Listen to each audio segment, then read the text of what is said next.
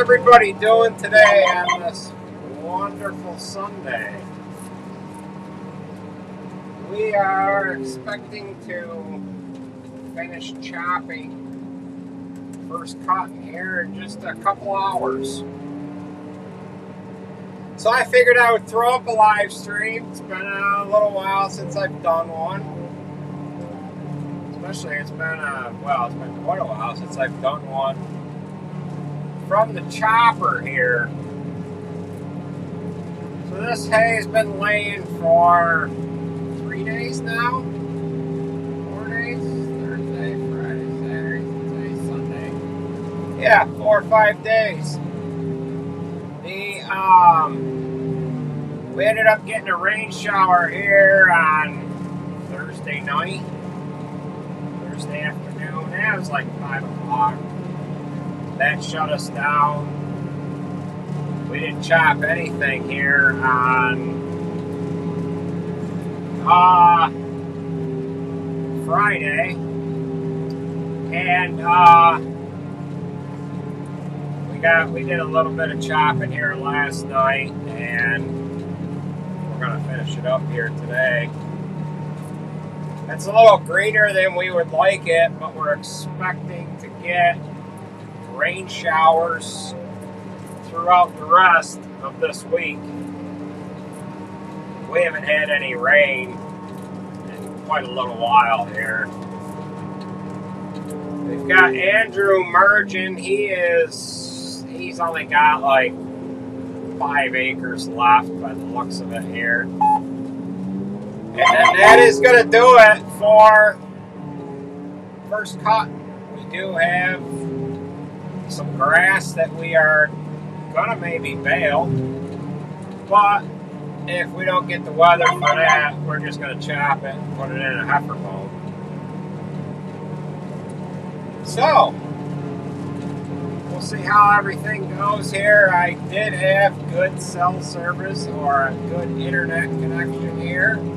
It's all going to depend on how much data I have on my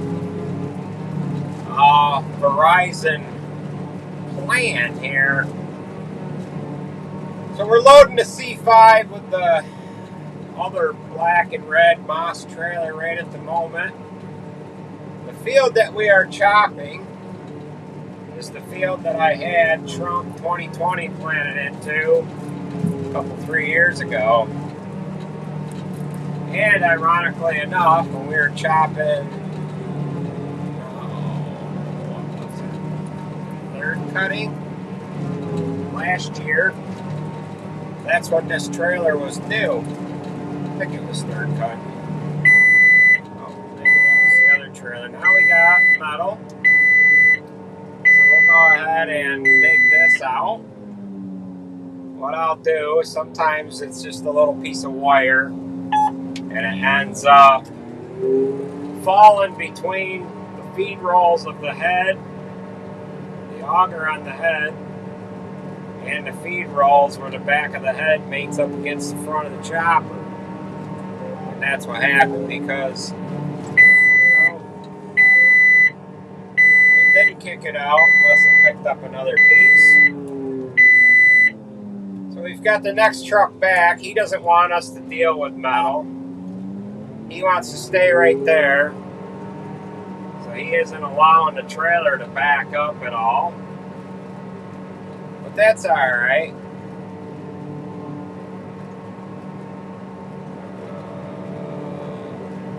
Hard to say what we got going on here. That second attempt didn't pick up nothing. Maybe there was 2 separate pieces and it kicked the second piece out. It's hard to say. But what we have to our right here is a little island in the middle of the field. It's an island that is real wet, and it lays in a hole, and we can't drain the damn thing.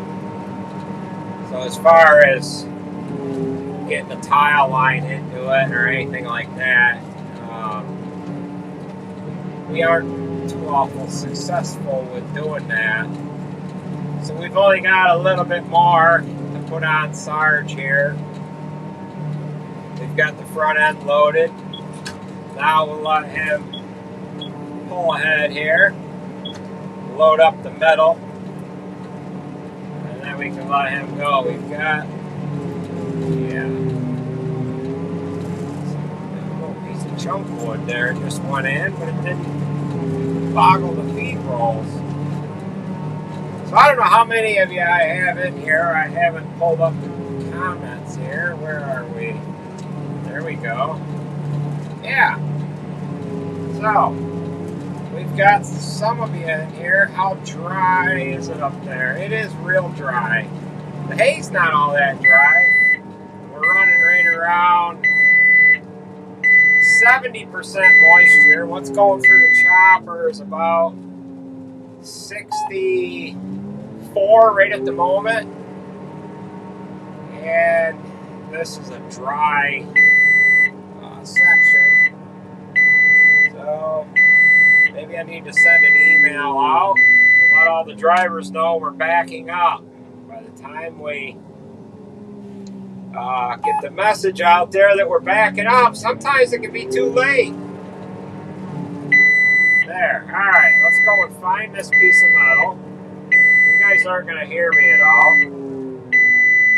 We're going to have to jump out, raise the compressor sheet up. I'm going to jump out and see what there is.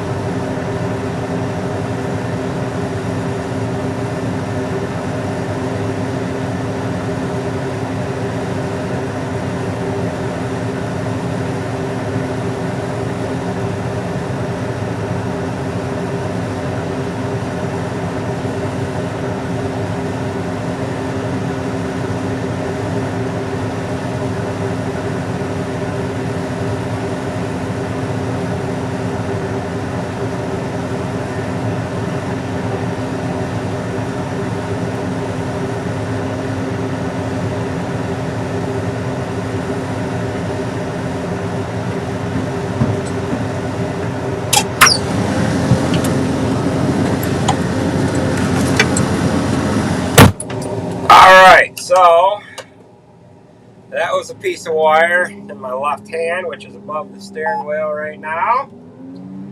What there was is some trees in this island. To our right, we cleaned up those trees. And, yeah, so this was new seeding last year, and we did pick up some stuff around the outside of this field. Well, it's not really the outside, it's the outside of an inside boundary. There we go, got it again. Metal, right side of the feed rolls. Big chunk of hay went in. So what we'll do is we'll just chop up a little bit of that. And then what that's going to do is it's going to minimize the pile of hay that we have to search through. What there is a magnet in the bottom feed roll. And when that detects metal, it shuts the cutter head off. And that probably kicked out that piece of metal between the feed rolls and the head again. Sometimes stones will do it too if there's any kind of metal in the stones. So we are full. Flip over to the other camera here. And we'll let him go. So, we'll get that next truck in here. And we've got Davey on deck. So, let this next truck slide into place here. So, alrighty. We ought to be able to start walking along a little faster here once we get this inside boundary done around this little swamp here.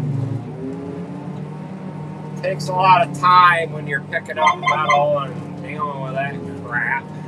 So, looks like we've got Mike. Actually, Mike is coming in behind Bill here. Mike was merging. He took Alex's place.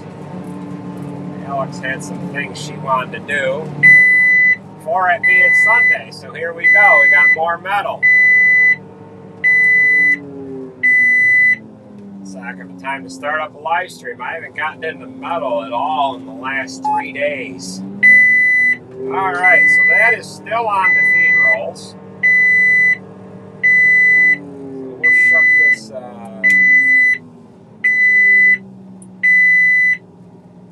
get it backed up now. Alright, let's go see what we got.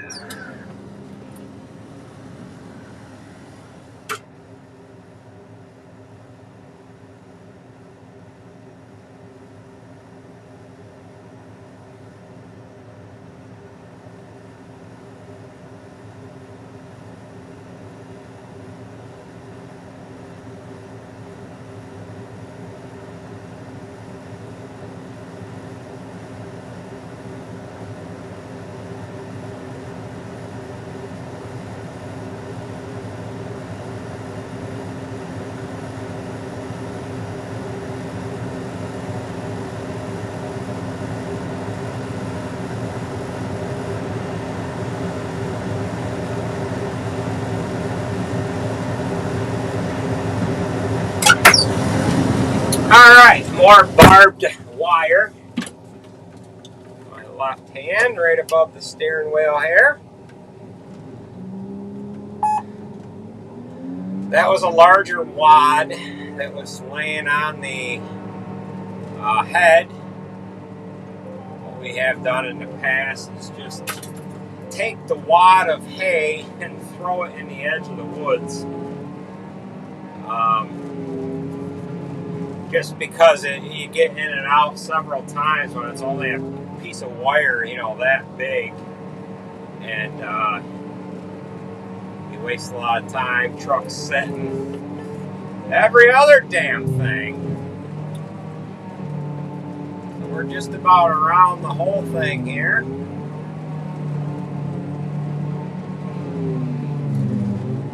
Yeah. Alrighty. So, we'll grab a windrow down here, and Andrew is done. Is he done, or has he got more on the other side of us here? For those of you just joining in with us, this particular field that I'm in is the one that I had planted Trump 2020, and with the corn here 3 years ago. We're not quite over to that spot in the field. I don't know if he's got that little side hill left to merge yet or not. But we're loading truck 18 right now. Bill's driving that. And we'll keep plugging away here. So normally, any other year, we've got a couple of rain days that interrupt us early on in the haying season here. We only had one day this year. Like I said, we're supposed to get rain all this week. So most of the corn in Minnesota is a foot tall already. Is that right? We've got ours is Yeah, a couple inches is all. But I did plant some corn yesterday. I planted the field that we took the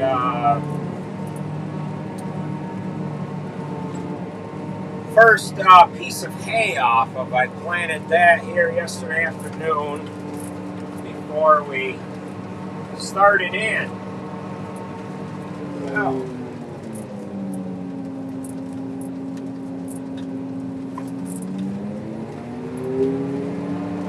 how far from the farm are we? We're about 10 miles.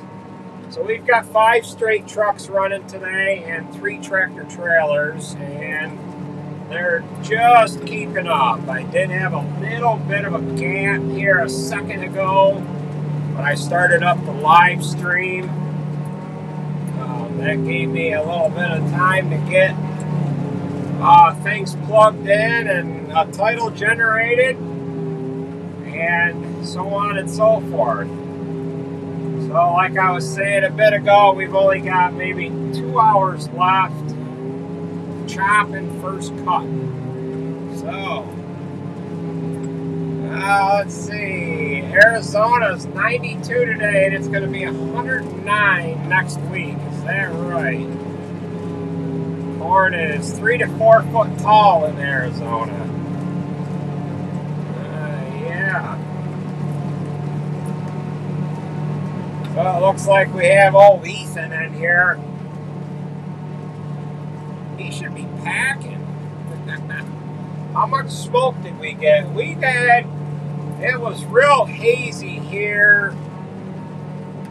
Oh, what the heck was it? Wednesday and Thursday. It looked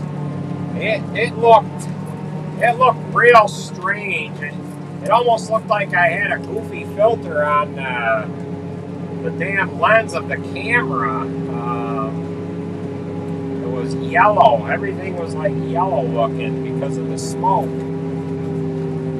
But that kind of slowed the drying down of this hay a little bit. This particular field that we're in right now, the alfalfa, was about 4 foot tall, and it needed to lay for a couple of days, but we got a 10.5 of rain, and that slowed it down as well, but we have to get it today or else it'll get wet all this week here. So Bill's got to come back a little bit. There we go. Got just a little bit more to put on him and he'll be loaded. And we've got Mike on deck. Mike, then Davey, then Fitzy, and I think it's Sarah after that. So we got a little bit more we could have put on the tailgate of that one, but that's all right. I'll let him go. We got trucks waiting to get loaded. We got somebody from Lowville. Your name is in red, so I can't see who that was. Somebody wanted to know if we're filling a bunker or a bag or a silo. This is going into a bunk. So we're going to cover those bunks here tomorrow. We've only been on here for 20 minutes, maybe. Maybe it's been a half hour. Yeah, it's 20 minutes. Been going for 20 minutes.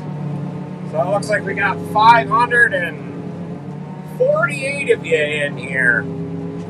I was going to announce earlier that we are going to be on, but I figured as soon as I announced it, something would happen, and we wouldn't be able to be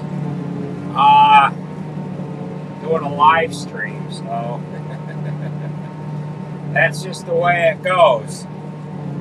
But at any rate, it's a nice quiet Sunday, and we're plugging away here. We would like this hay a few points drier than it is. It's the throughput on the chopper is 68%. Nice if it was 58. But it is what it is. jog up this window right here. Nice long one.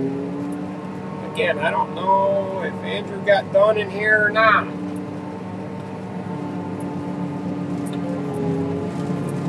Hello from Wolf Farms. Where is Wolf Farms at? Let's see, it's raining in the Show Me State.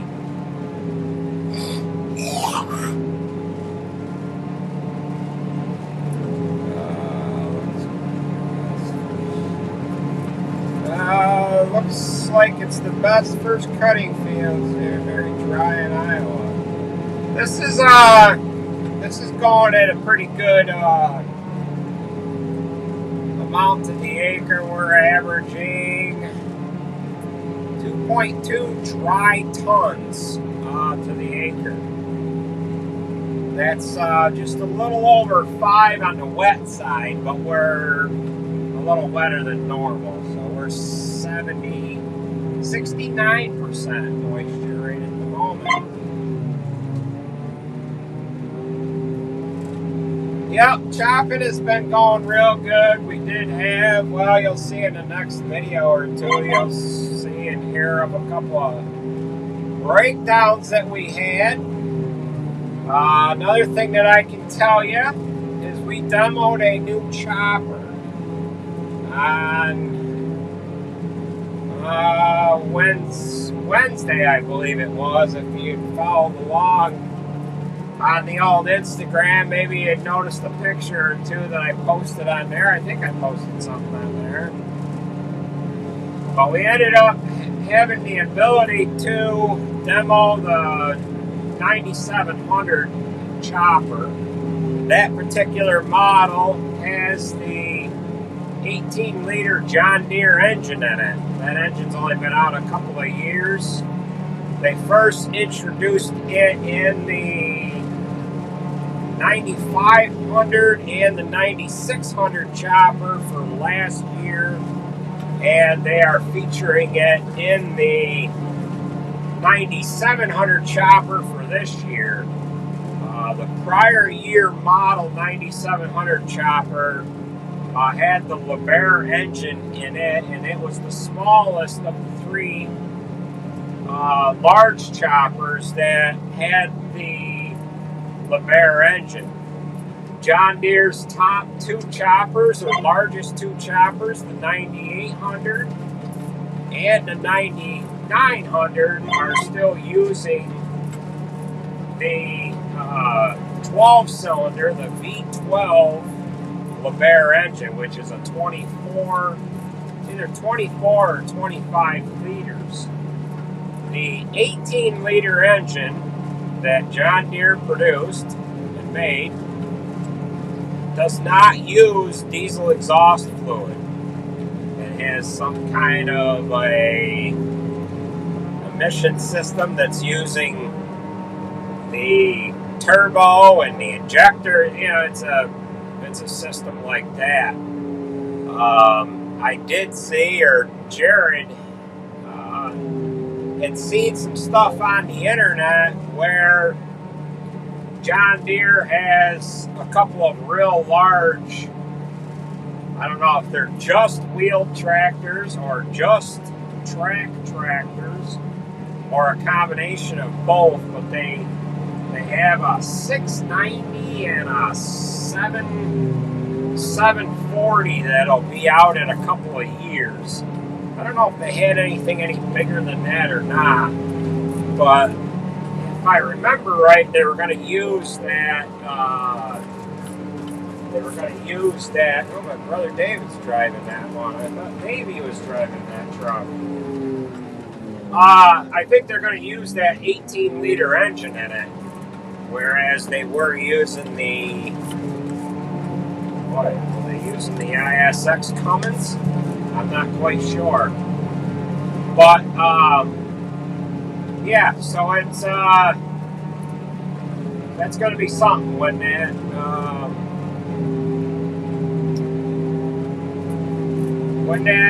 technology gets out there where you haven't got to use the diesel exhaust fluid, because I heard of these guys that are putting a lot of stuff through like a 9900 chopper. They're burning like 20 gallons of diesel exhaust fluid a day, like chopping corn, chopping 12, 14 hours in one day. I don't know, any of you guys that are running 9900 choppers, how much diesel exhaust fluid are you going through exactly? Yeah, but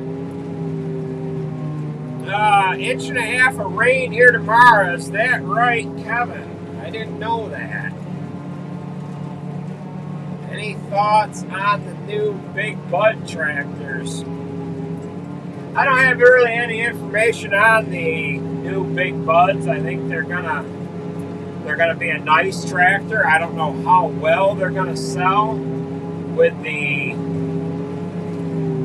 all the electronic stuff that we're faced with these days. I think it's going to be hard for someone to buy one of them and not have a dealer right close by that can work on them. Now, for the most part, they're using a lot of CAT components, not only the CAT engine, but I think they're using a lot of the CAT drivetrain components. And if that's the case, if the CAT dealers are going to be able to work on them, that'll help the customer out a little bit. Well, back when those were developed in the 70s and the 80s, we didn't have any of the electronic stuff going on that there is today. And anybody can change out components, but if these components have to be set up with a specific computer program, you're going to be dead in the water. Like if you have to change injectors or something, or change out a shift component or something like that, and if it's required that the dealer has to flash that different driver for that component, then the customer is going to kind of be held with waiting for a specific dealer tech to work on that. So my nephew was driving that truck that just pulled away. Now my brother is driving it. And my other nephew is driving this one here. These young guys have all wanted to go to a concert tonight in Syracuse. Sarah's going, Fitzy's going, Davey's probably going too. So we're going to try and get done with this hay here quickly, because I'm going to have some trucks that are going to start dropping out of service here. But at any rate, yeah. Yes, we are spreading fertilizer. I don't know if my brother spread any today or not, but he has been applying fertilizer to the fields that we have already taken hay from.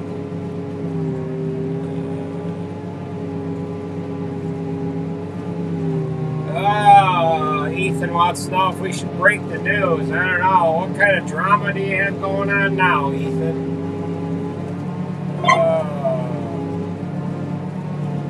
What is Sid doing for hay? I don't know what he's doing. Let's see. Kathy Keeler from Vermont. What's going on in Vermont? Let's see. Sarah's up after Fitzy here. And Jared should be coming in next. After Sarah, I believe, anyways. So, yes, we're in that same,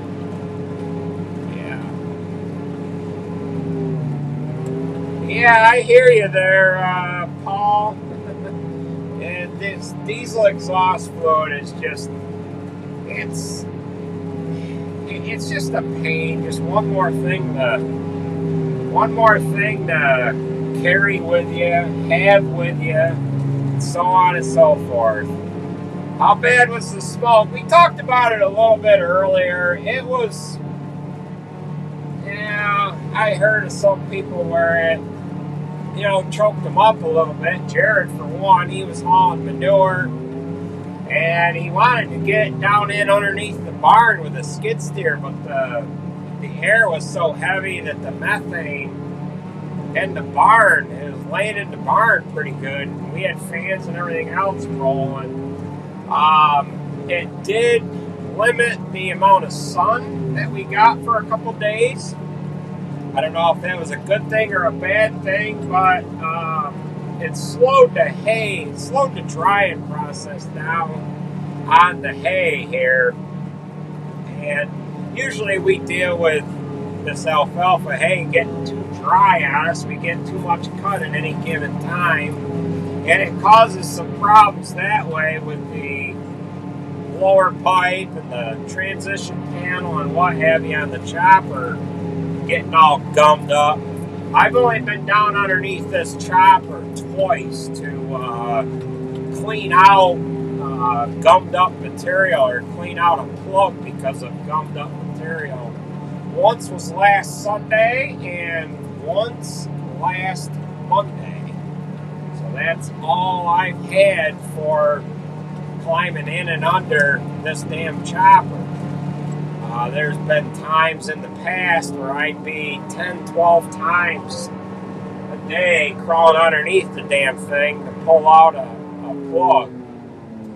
Watch for the seat of You're watching from the seat of an FR 850. What does the FR 850? Are you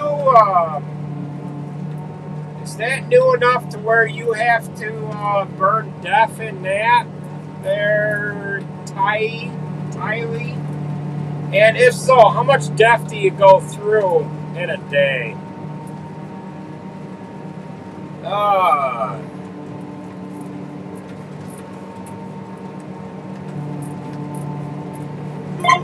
Yeah. Oh well. What's this ether? Is he bothering you guys?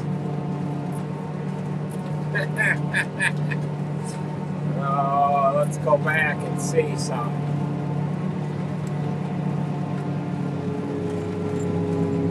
Yeah. Yeah, Tuesday and Wednesday it was bad in Baldwinsville. Same with here. Thursday the sun peaked out a little bit, and then we got some showers in the morning.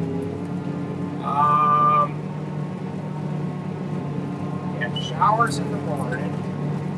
We could have used the sun to dry out what little bit of moisture we had gotten on the hay from the morning, and then we got a couple showers throughout the day. We were able to keep going, but 5 o'clock it started drizzling pretty good. We had to shut down, then we never chopped anything Friday, so I'm repeating myself, but I know I've got some new people listening in here on the old live stream. So we are loading Sarah right now, and I think Jared is on deck here.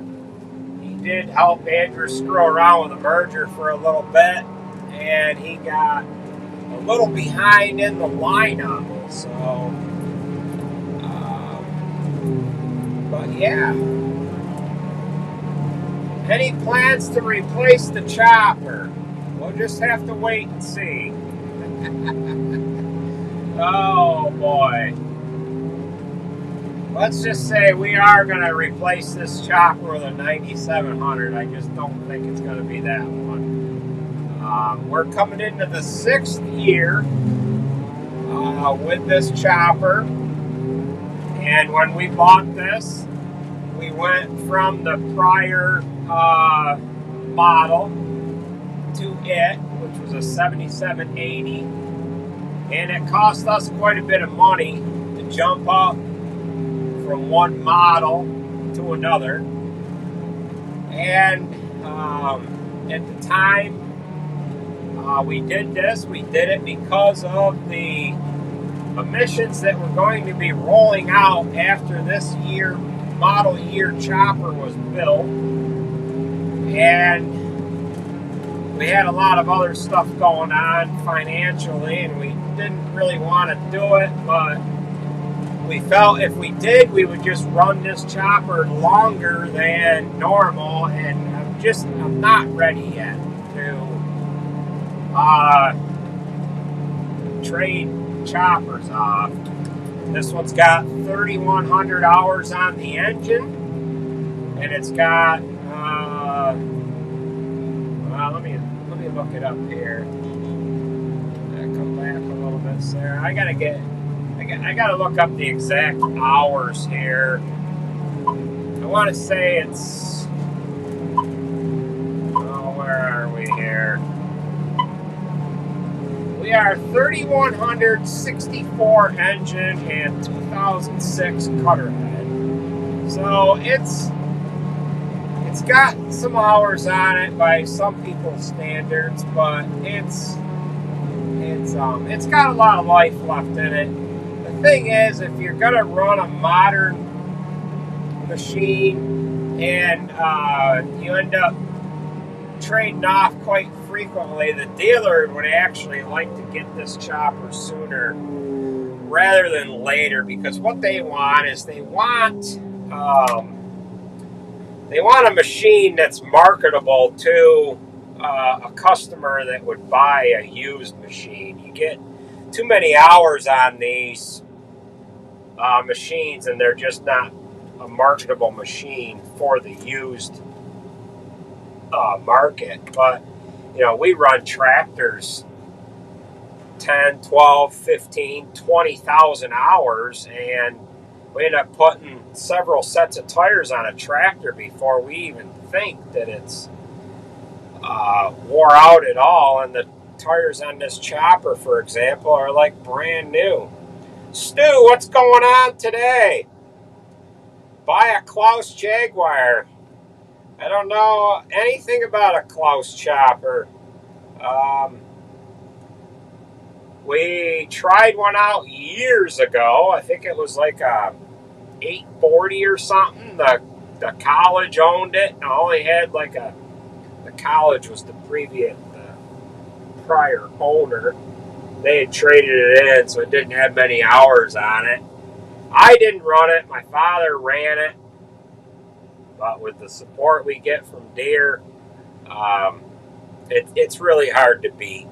I can't say there's anything that I wouldn't like about a Klaus, but we just run the John Deeres.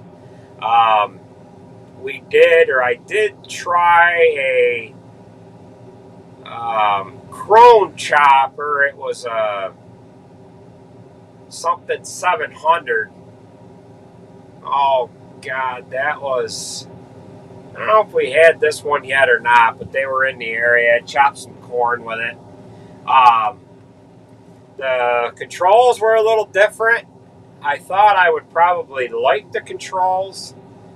The one problem that I had with it, we were chopping corn, and you could not see over the back of the chopper. In other words, when you looked over your shoulder opening up fields, you couldn't tell if there was a truck behind you or not. They did not have cameras on it, which anymore everybody's running cameras on this stuff anyways.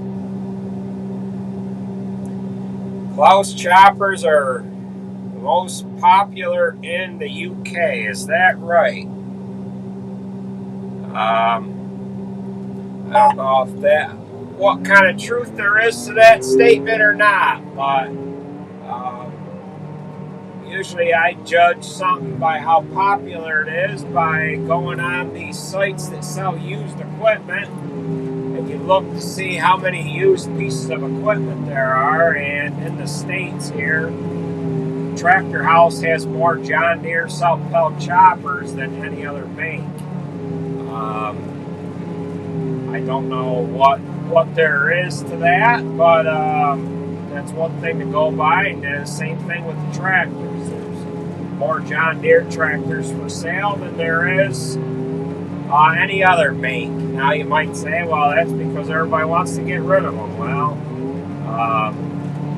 that's because because there's a lot more of them produced. Is the reason behind that. So we are loading the Peterbilt. My father's driving that. He really enjoys that truck. It has the 18-speed Ultra Shift transmission. He has, did he get a new knee or did he get a new hip? I forget which. Might have been a new hip. I'm not sure. I don't know what he had replaced 3-4 years ago, but he does have bad knees, and he doesn't like running a clutch pedal all day long. So that's why he likes this automatic. He does really well with it. He gets this thing around really well. We've only had tractor trailers for, it's been 10, 11, 12 years now. But prior to this truck, he never drove the tractor trailers. So kind of all comes natural to him. The Moss trailer is a real nice fit. He's put this into some real tight driveways, got them in, got them out, and he does good with it. So we'll keep him going, I guess. So we got Jared on deck here. I use the turn signals to alert the driver that they have to move ahead or come back, and he's not paying attention to the lights, and I've got the front of the trailer right over full. So he needs to, pay attention to the lights here. You can see that directional light on the right fender of the chopper. When the right light is blinking, you have to pull forward. When the right light is on solid, that means the left light is blinking. You have to come back so I can load the front. So he's on the phone. That's why he's not paying attention. So we're going to go ahead and turn that light on again.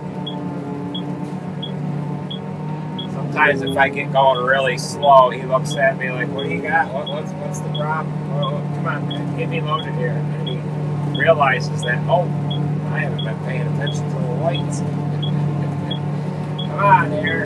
Hello. He's got the windows up, so he's not going to be able to hear me blow the horn. But, we've got a wireless camera on the spout, but we can't get it to work. There's something wrong with it. We need to put a monitor. We've got a couple of monitors.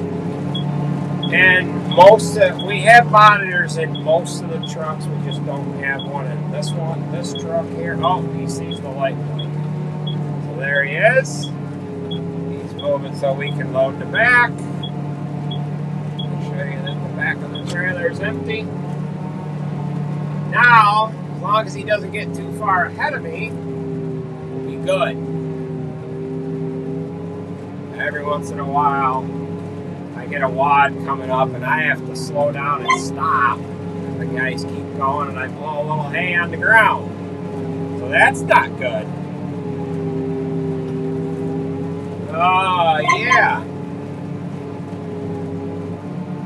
Did Jared ever get his CDL? No, he hasn't gotten it yet. And then with this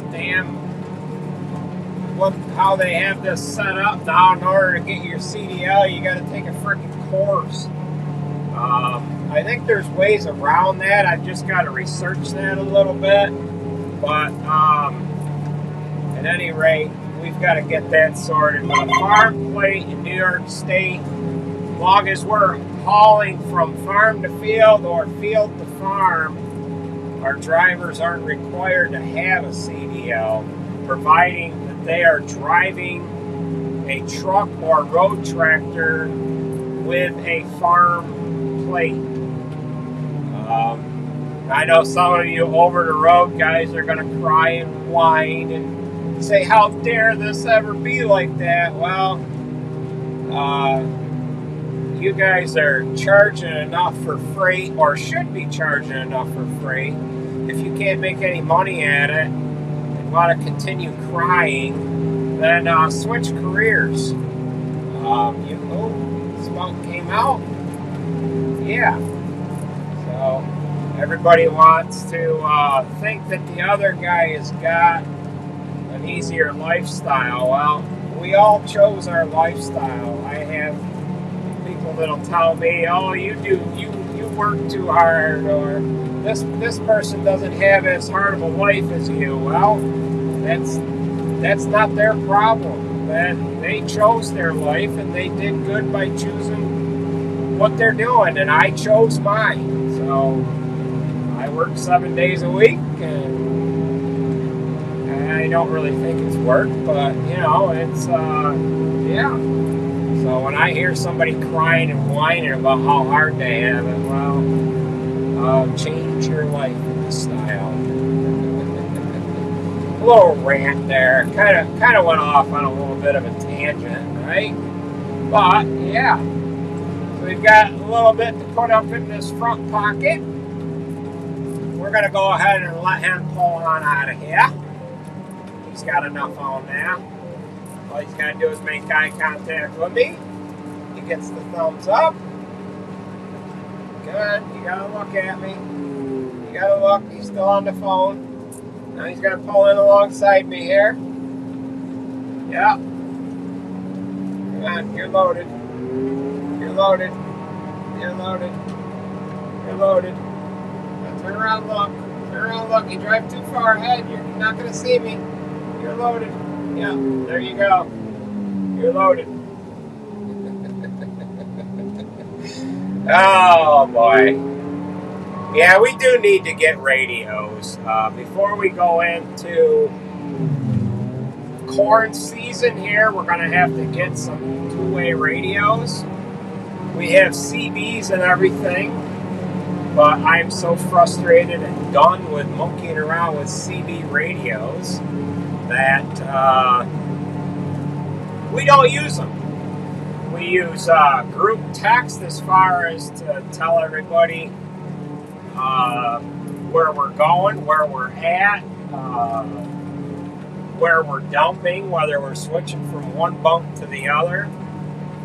If we see an issue on the road, they put it in a text message. The other day we seen oil leaking on the road. That ended up being my nephew's truck. Then one other day, Alex had a problem. She put that into a group text that she had a problem with her truck. As soon as she got back to the bunk, the guy jumped out of the bunk backing tractor, looked things over, and then the guy down to the shop, he knew what was going on. She had just a T-fitting coming off the transmission going to the PTO that was leaking. And everybody kind of knows what the other person's doing that way. So, how many acres do we chop? We'll have chopped just over 2,000 acres. I don't know if that's a lot or if that's not enough. I imagine we'll get some guys that say, I chopped 8,000 acres already this year and you're too slow. Well, oh well. How many tons did you chop? Oh boy. Yeah, so we've got about 140 or 50 acres that we're going to try and bale. We talked about it a minute ago here, and if we get the weather, we're going to bale it. If we start to realize that we really don't have the weather to bale it, we will have to chop it and throw it in the heifer bunk. So, yeah. So we have been able to leave all of our road tires on so far. I just have to look down to see the fenders on this 900, which I was worried that we weren't going to get enough use out of that truck with those fenders on there. If you recall, in one of the videos from this past winter, we put them fenders on there knowing that we would have to remove them when it comes time to put the floaters on it. Now it might start raining this week and it might not stop. So it was, we dealt with record dry weather here for the past month to 6 weeks. Once we roll in the second cutting, the faucet might not turn off. So we'll have to put floaters on everything. It is extremely dusty from how dry the ground is. And we end up plugging air filters every so often too. So, yeah. Is it hard? Such a big farm. She has grown accustomed to the hours I work. She is actually at a lacrosse tournament with Charlotte right now. And so she's got stuff going on right at the moment anyway. So we make do with what time we have. That's why we get along so good, maybe. Oh boy, I had a conversation with somebody the other day. They said, your wife must get awful mad at you all the time, doesn't she? I said, no, she never gets mad at me. We'll be married 30 years this year, and we've never had a fight. I know most of you are probably not going to believe that, but we have not. So, yeah. Oh boy, maybe you guys. Yeah. We had any weather issues? We just had a lot of smoke in the air here earlier on in the week, midweek, Tuesday, Wednesday, a little bit Thursday. It was real strange looking. You couldn't see the sky was just gray.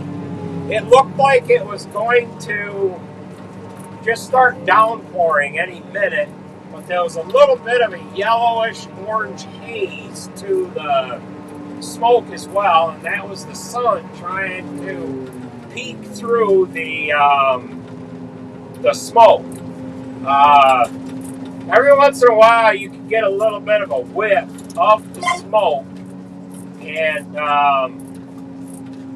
yeah, it left things kind of cloudy looking for them few days. And I talked about it earlier on how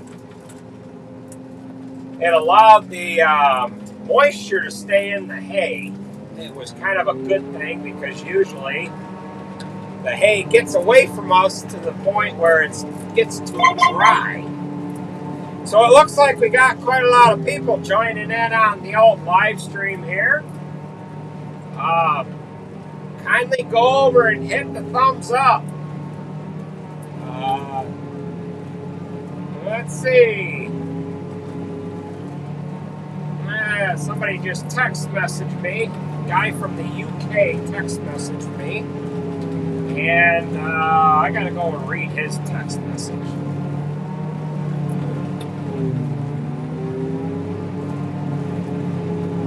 Oh my God, is that right, Stu? Okay, so Stu Berry, he mentioned in the chat stream here on the live stream that they went from a 980 Klaus to a 9600 John Deere, and he loves it. He was always busting my chops, saying I should have bought a Klaus. I didn't ever really disagree with him. But I'm glad to hear that, Stu, if you're still listening in on the live stream. Is that 9600, does it have the 18-liter engine in it? Not sure what model year you got, if you got last year's model or if you got a machine that was left over. I should respond back to the text message. I would be able to get a quicker response out of him there because I can't watch the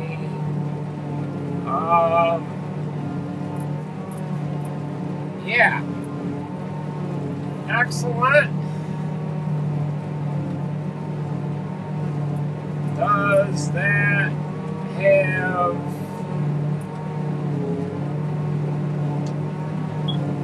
the 18 liter?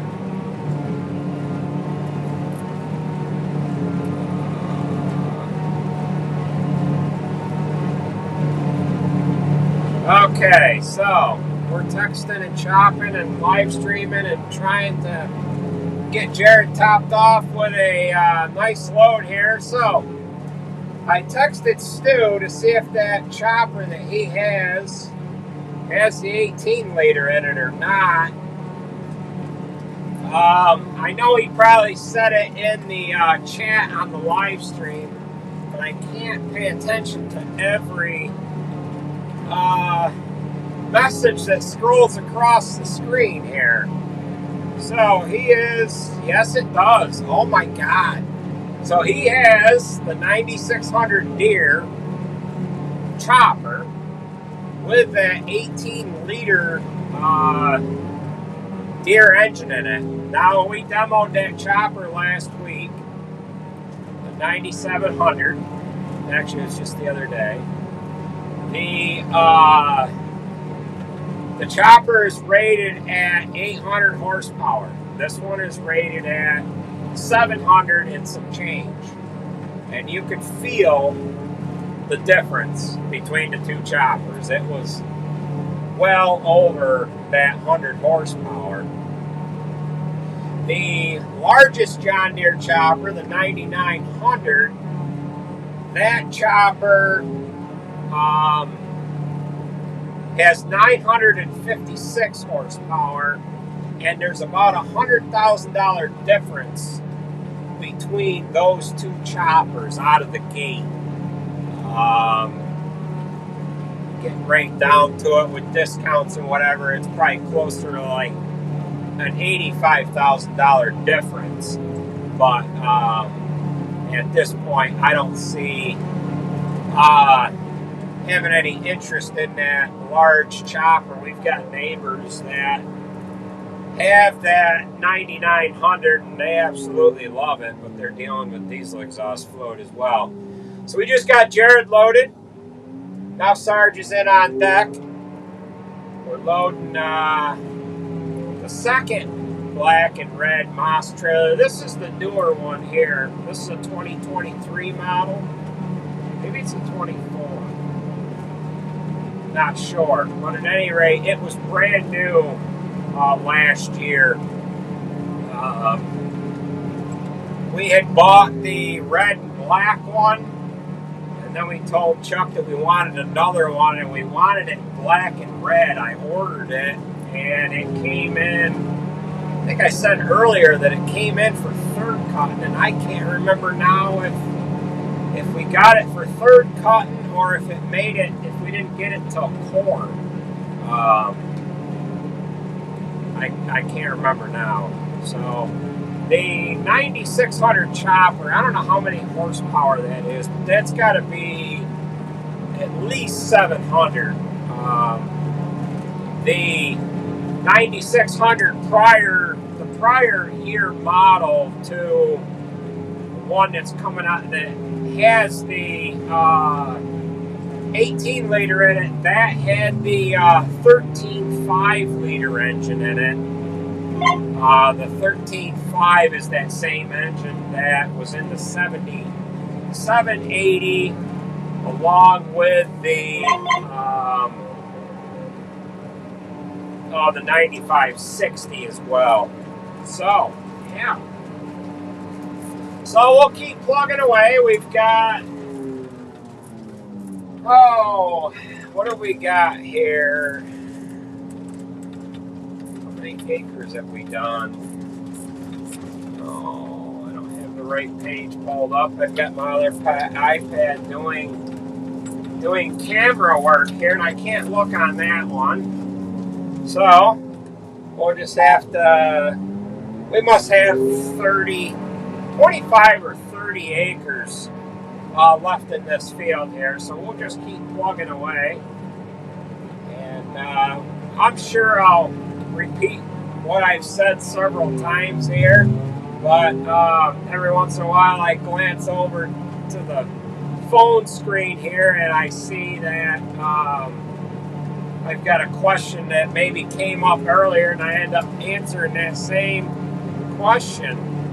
Yes, the 18 liter is an inline 6-cylinder. Just a simple change in the ECU power setting. Well, yeah, it would be on the 18 liter. If it's in the 9600, they could probably bump that up to what the 9700 has for power. I'm not sure. What is that 9600? Is that the... I'm not sure if the one that Stu has, if that's the wide body or not. They were doing something goofy there. Deere was with the choppers. I think you could get an 8600 wide or narrow, and the guys overseas like them a little on the narrow side, and I think it's because of the size tire that they use for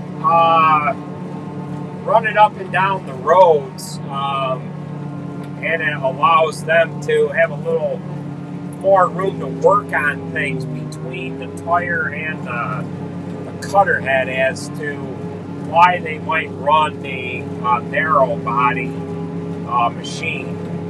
The 7500 John Deere chopper was a narrow body, but it was the same horsepower as a 77, and that was Deere's, I want to say that was Deere's most popular chopper there for a while.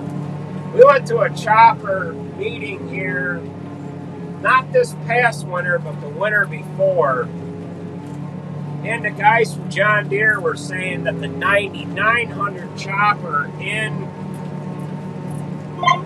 I don't know if it's the States or if it's all of North America, is the most popular size chopper in this region. Like I said, whether it be the States or North America, which is hard to believe, but my uncle, a couple other neighbors here, they're running the 9900s, and a couple other farms as well. So I guess I know more guys that are running the 9900s than I do any other size chopper. The neighbor, they bought an 8800, I think a year before we bought this one, and we were the oddball guy out. We ordered the 8700 opposed to the 8800. I think there was like a $60,000 difference between the two. And I kind of thought all I got to do is just, once it's off warranty, get an upgrade, power upgrade program and put in it. But I've never done that. So kind of satisfied with the amount of power that it has. I know on the on like the 7780, 7980, I think the 7980 used the exact same coolant package as the 7780, but it had this same engine in it, and they had trouble keeping them cool.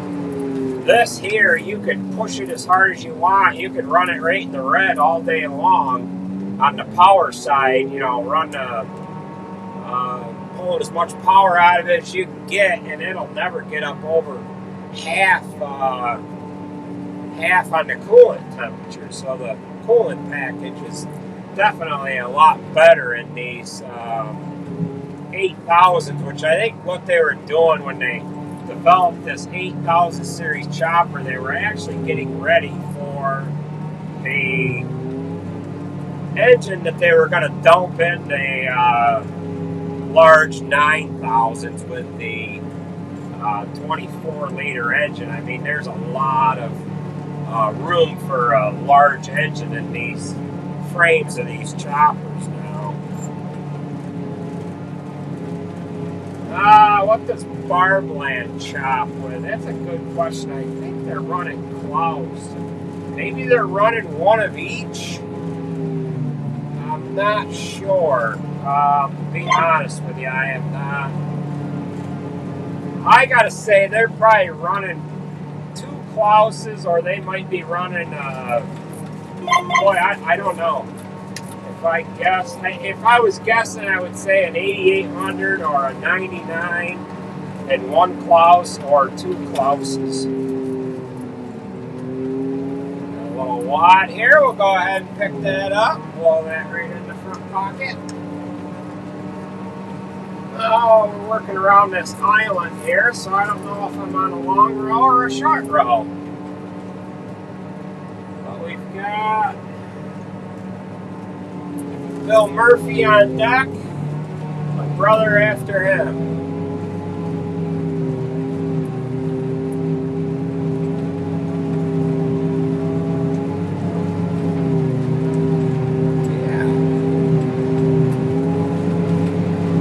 Let's see, Stu said, check my text message. I'll do that. So, text message, yeah. Come on, we're pushing it a little too hard. Let's see, he said the Klaus 880 was 880 horsepower. The new John Deere 9600 they just bought is 740. He said the Deere performance is so much better, even though it's 140 horsepower less. We find that the Deere outperforms the Klaus with ease. He said it's the narrow one. And they are, like I said, they are only allowed to be 11 foot wide. So yes, with the current with the size tires that they run in them choppers, they must find that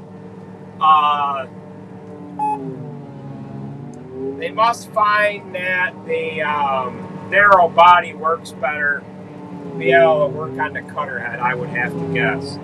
So that's surprising to hear from a Klaus guy. It's an honest opinion, and he said that running from one chopper to the other, that the Deere has better throughput and more power. So that's good to hear. That is good to hear. We got that trailer loaded. We're on a pretty big windrow here. Andrew's got too much in this row. He was putting 40 foot in a row. This hay was 4 foot tall. And yeah. So he's got a little bit much in this one row here. So we're going to have to back our ground speed down, or we're going to plug it. We don't want to plug this on a live stream here. That'll be a little silly, wouldn't it? Everybody will be thinking that they're viewing amateur hour here on Farming, Fixing, and Fabricating. So yeah, hammer down. Close a chopper for the people. How's my tonnage an acre in dry weather? We're not doing too bad. I would have to say the average tonnage per acre is down probably 15%, but the quality has at least been there, and the bunks that we're filling are going to be full. So if we had any more, if we had any more than what we have, we would have to put it in another bump. So with that being said, it's all going to work out. Just hopefully we get a second and a third crop and a fourth one as well. But we are supposed to get some rain this week, so with getting this hay off and having the rain coming in behind things here, we shouldn't do too bad. Alfalfa can survive this hot, dry weather a little better than grass can. So it'll root down, it'll search for that water. And if we had mixed stands of alfalfa and timothy, we would probably see a decrease in yield here come next cutting, more so than what we're going to see with this alfalfa crop. We got Mike rolling in here. He's just getting into the field. I can see him up in front of us here. It's not quite in on your screen here, but yeah. Invest. Do you think that we will invest in an 8R370? I don't know. I don't know if 8R370 is gonna fit the play cards for what tractor sizes we need. We actually need an articulator, and the cost of these straight frame tractors are ridiculous. You can get more out of an articulated tractor than you can out of a straight frame, as far as doing heavy tillage, spread manure, putting a silage blade, putting a tractor on a bump with a silage blade, an 8000 series tractor with a silage blade on it, pushing the amount of stuff that we need to push is a joke. Been there, done that. Back when the choppers were a little smaller, you could get away with it, but not now with trying to do the amount of tons that we're doing.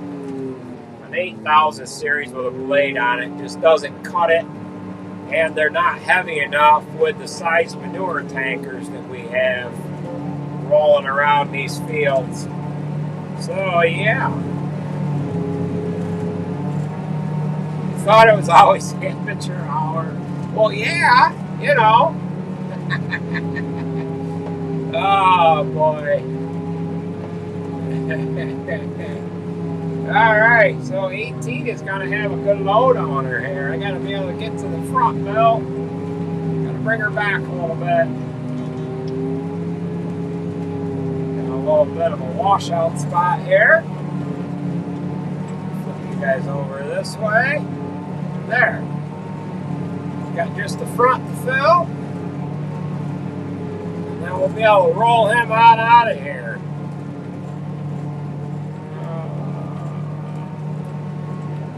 Dry in southwestern Ontario as well. So,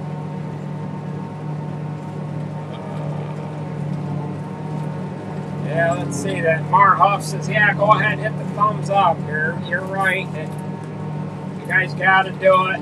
Well, you don't have to do it if you don't want to, but I would appreciate it anyways. In order to hit the thumbs up, you'd have to go out of the chat if you're watching text messages come across. You got to go out of the chat, and you have to go over into hit the thumbs up, and then you can come back. Yeah, the new merger's working out really good, and we did have some problems with it early on, but those problems are sorted. The dealership we bought it from is CNY Farm and Home or something like that, or CNY Sports. We bought it from them. They gave me a heck of a deal on trading both mergers. I was a little hesitant to buy two machines that we've never run before. We did have some problems in the past couple of years with the Oxbow 334. However, this year it is working better than it has ever worked before.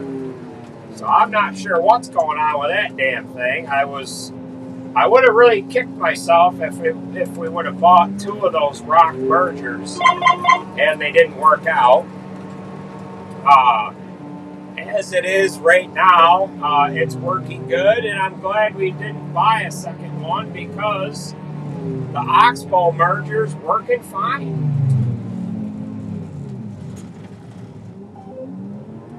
Wow, we almost plugged it there.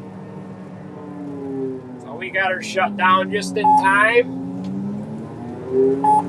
They get plugged at the feed rolls though.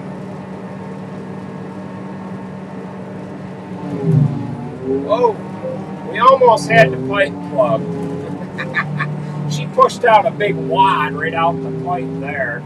So I'm glad, that's another thing, I'm glad I ended up replacing the blower paddles on this past winter. I replaced the blower paddles last year. I don't know if I did them ahead of second cutting or during second cutting. And I wanted to run the blower paddles through first cutting this year because I felt that last year we picked up so much damn stones and everything that I felt that that's what I wore them out on, was all of the little stones and whatever that I took in. Well, we haven't taken in hardly any stones this year, and I've had some close calls with some plugs here, and being that the blower has the blowing capacity that it has, that stuff, if it settles out in the pipe on you when you catch a wad, it'll blow that stuff right through when you start up here. So that has saved us from having to ever dig out the blower pipe. So I don't know if you guys would have seen that wad blow through there or not, but usually once I shut it down and I start it back up again, if I can see a little bit of dust blowing out of the pipe and also see some stuff setting down in the arch, if I can see a little bit of stuff blowing out, send a little tiny bit through and it'll usually blow it right through. So, yeah. Oh well. We're pushing her a little bit. How many acres of tillable farmland do we have? We've got a few thousand, but it's all planted now, so yeah. She nodded. How was the Sunday breakfast? Oh, Sunday breakfast was good. The guy that I loaded here before, my brother, I texted him yesterday to see if he was available to drive, and I texted him a half hour before I needed him, and he already had plans, so he came into breakfast this morning, sat down with me for a few minutes, wanted to know what was going on. Apologized for not being available yesterday. I said, that's fine. He said, if you got a hold of me just 20 minutes sooner, I wouldn't have made the plans that I made. I said, that's all right. I said, we could use you today. He says, I'm game. So he started it at 9 o'clock this morning. And, yeah, he's going to go until we're done tonight. So we got to just put a little bit on the front of truck 8 here, and then my brother will be loaded.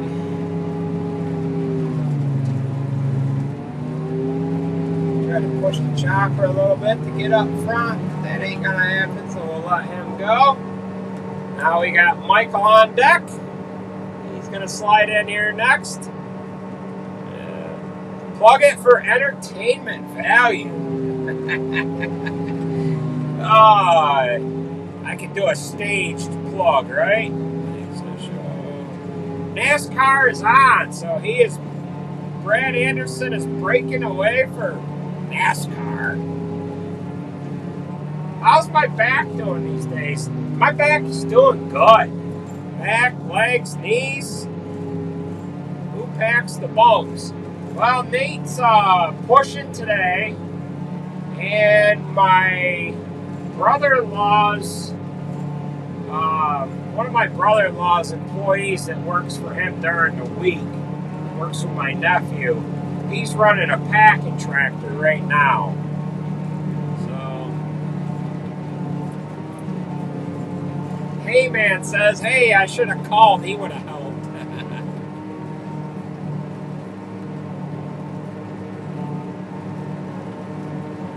Let's see. Bear Petty wanted to know if it was his comment. Well, we were figuring on doing that, rolling these hay fields anyways. One of the guys that helps us out a lot, he actually does our spraying for us. He gives us a lot of good crop advice, and he said do not roll those hay fields after this alfalfa comes out of its dormancy. You'll break the heart of the plant, and you'll do more harm than good. So he said, as soon as you can get on your fields in the spring, do them then, and don't do them again until the following spring. And that worked out great, anyways, because the ground is the softest then anyways. I mean, the roller's not filled with water or anything, so it doesn't have a lot of weight to it. I mean, it's just got the weight of the actual roller itself. And with the ground as hard as it is, you wouldn't push them stones down through the ground anyways. But, I mean, I would hear stones going up the back of this neck, through this chopper neck. I'd hear them all day long, just all day long, and I haven't heard nothing this year. It could have a lot to do with the rock merger, too. The rock merger is a lot lighter than the oxbow, and it doesn't dig in. And the other thing is with the ground being a little harder now, the hay vines didn't, disrupt the ground at all either. So there's a lot of contributing factors to the fact that we didn't run any stones through the chopper. This cutting, ground is harder. We used the roller. We only rolled a couple hundred acres is all. And watch it, Mike. Ditch right there. We'll have to take him around this way. We'll get on this other short row. Yeah. At least he can hear. The other guys, I'll blow the horn. They would have ended up in that freaking ditch. So, yeah. Oh, yeah. Oh, we'll just swing around here like this. Just circle around each other here. We got these couple of short rows to yank out, and then we can get back on the long ones again. Let's see here. Yeah, you're alright. We can make that work, Mike. I just hit the pipe wrong, or the button wrong. We got 3 quick select buttons here. If you double tap them, your pipe will change to one of the settings. 1 is to bring the pipe around to the right hand side, 2 is to set it over the back, and 3 is to take it to the left. That's if you hit it twice with the head off. If the head is on, 3 is down, 1 is up, and 2 is for the desired pipe down, like for the corn head. So once in a while I screw up and double tap the button, And I look and it's like, where'd the pipe go? Oh, it's over on my left side. So he seen the pipe move and he was like, what are you doing? What are you doing? Get it back here. Jeffrey Bergman. How much rain have you had since? We've only had, I seen a weather report this morning for central New York. The month of May, we only got 1.25 inches of rain. That was for the city of Syracuse. I don't know what exactly for our area in particular, but I mean, it can range. It can be quite different from one farm that we have to another. For example, the area that we were chopping in Thursday night, we got rained out where my brother was spreading fertilizer, and where Jared was hauling manure, they didn't get any rain at all. So,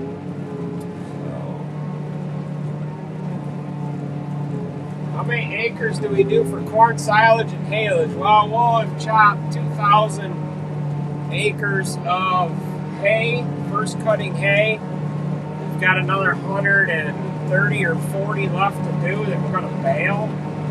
And then as far as silage goes, we chopped 16 or 1,700 acres of corn last year. Was it 16 or was it 18? Maybe it was 1,800. I forget now. I don't know if yeah.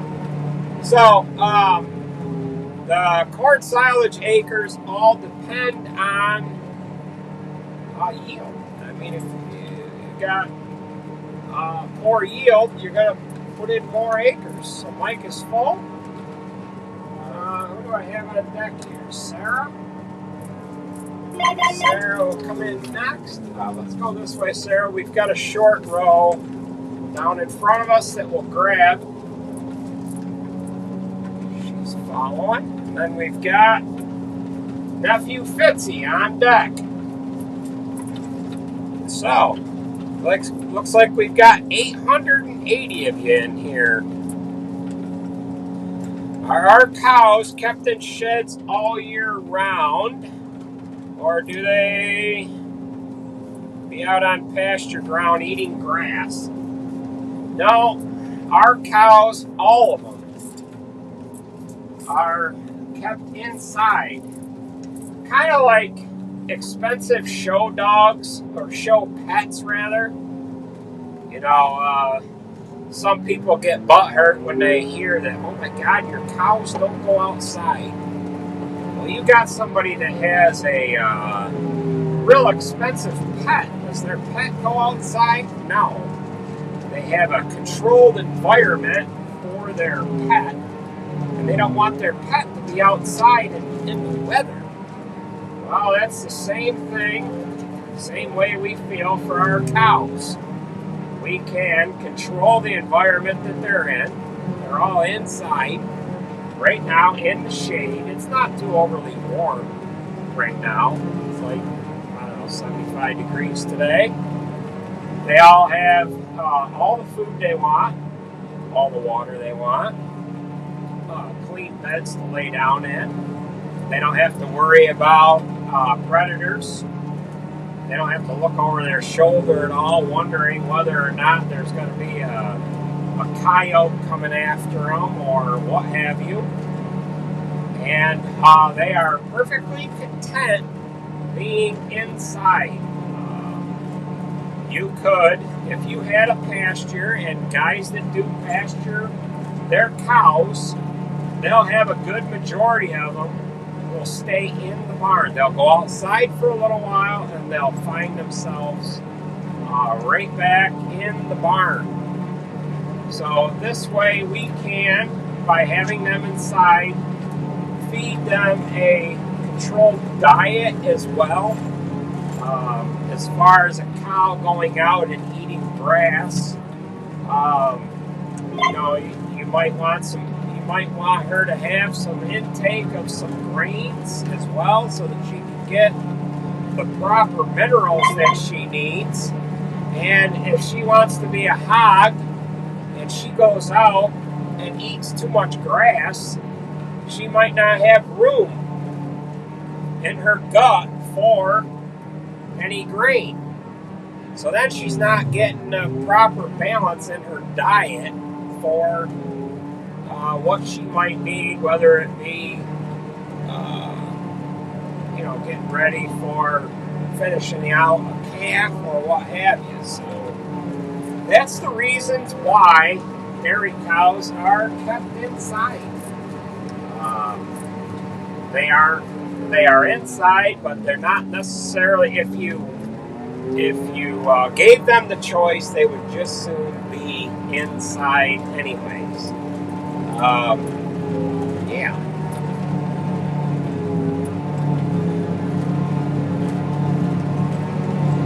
Let's see here, Jeremy. Cows given a choice between pasture and freestall, they choose the freestall. You are absolutely correct. And it sounds horrible that, oh my God, the cows don't go outside.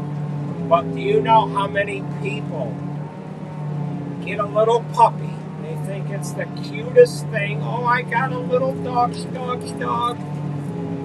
And the puppy chews up everything in sight. Where does that puppy go when everybody leaves the house and everybody goes to work for the day? It goes in a cage. So it's stuck in that cage all day long. So the people that are narrow-minded and that can't understand why you would force an animal like a cow to be inside all day, what they're thinking of is they are thinking of their pet that they have at home locked in a 3x4 cage all day. Well, the cows are free to roam in the barn, and they are a herd animal anyways. If you went to Africa, for example, where there's buffalo and whatever herd type animal, they all stay together and they only move around to move to different areas to get food. They don't move much more than where their food is. And that's basically the same environment that they have in the barn. It's just like it's the same environment that they have if they were out in the wild. So as far as having room to roam, our cows have more room to roam than most pets do. So, yeah.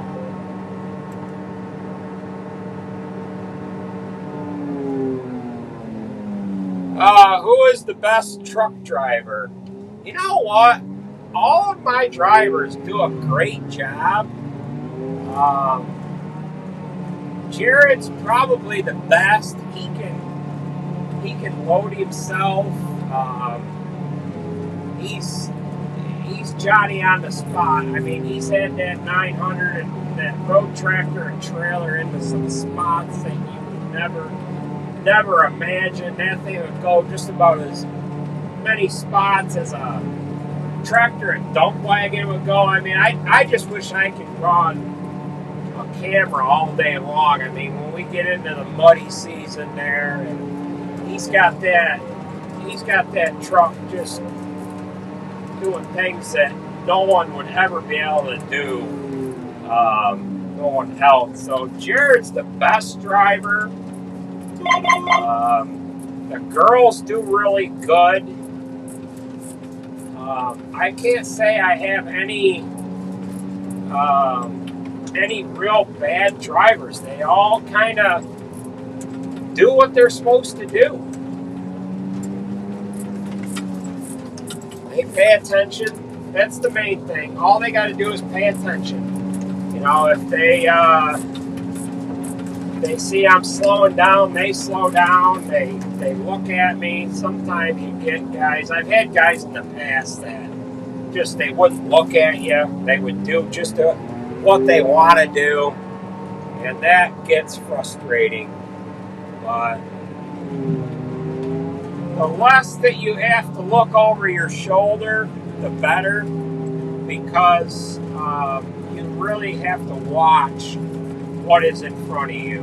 And I have had situations where I've tried to load a truck real heavy and high and didn't see that wad coming, and bang, it's that wad's coming into the chopper and you're plugged. But so far I have not had that happen this year, so that's a good thing. Yes, Jared's my oldest son, so I have 5 kids: Jared, Alex, Sarah, Charlotte, and Andrew. Jared is 26 years old.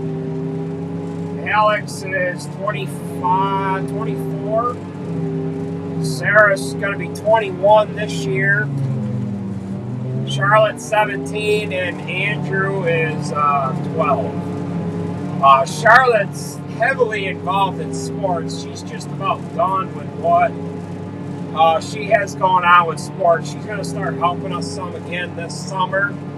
And the other 4 kids work full-time on the farm as well.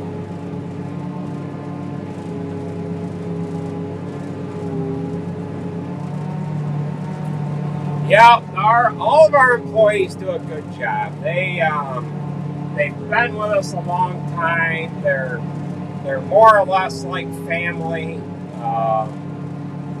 They're conscientious of what they're doing. They have a real care for what they're doing. And what we try to do is put the same guy in the same truck all the time.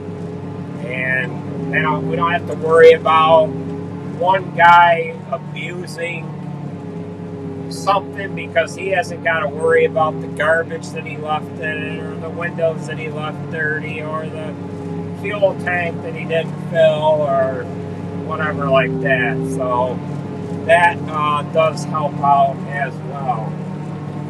I don't have any trucks on deck here, so we're going to have to round Fitzy up a little bit. Yeah, my father's actually just pulling in the field. He is going to be rolling in here in a second, and we haven't got much left. We are actually just to the point in this field where I had planted into the corn Trump 2020.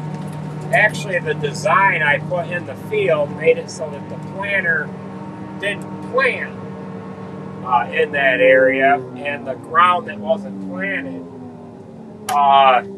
read out the word Trump 2020. What's the size of the biggest and the smallest field? The smallest field is 3/4 of an acre.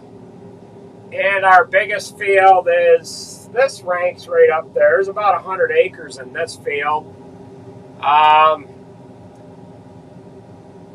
Well, the biggest one's about 120. And that field is a oddball field. You can't see from one side to the other. There's so many islands in it and whatever else like that.